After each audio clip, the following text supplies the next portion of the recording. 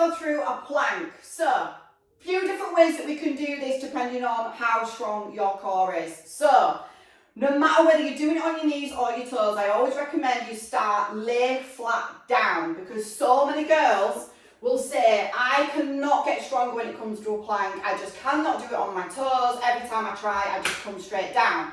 So I always do it on my knees. Then when they show me how they're doing it on the knees, it usually looks like this. So we're pretty much not really doing anything to the core right now, because the knees are so far underneath the hips that the core's not really doing anything. But if we start flat, hands at the side of the chest, push ourselves up from there once the core's engaged, and we do it there from our knees, I can feel that in my core. So that's your starting point if you want to do it on your knees. As you get stronger, you could bring one knee up off the floor, so you've got one straight leg, and then obviously full is going to be both off the floor. And it's exactly the same if you want to do it on your elbows. So in the starting position on the floor, you're going to engage the core, nice neutral spine, deep breath in, exhale up onto the knees, and then again, come up for one, and then you've got two. Making sure that the head and the spine are in a nice straight line. We don't need the head stuck up or tucked under or out to the side.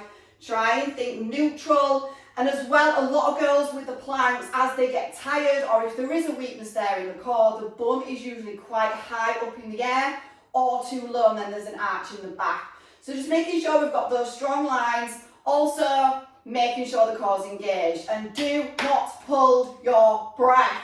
As you are breathing, relax the core. And as you exhale, engage that core, pulling the belly button back up towards the spine, but breathing through it, not holding the breath at any point.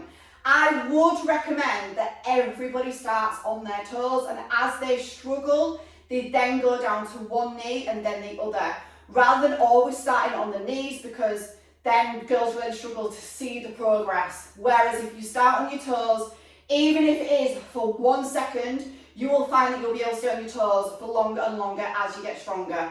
If you are not on TPG, get yourself signed up and make sure you subscribe to this channel for free workouts and demo videos.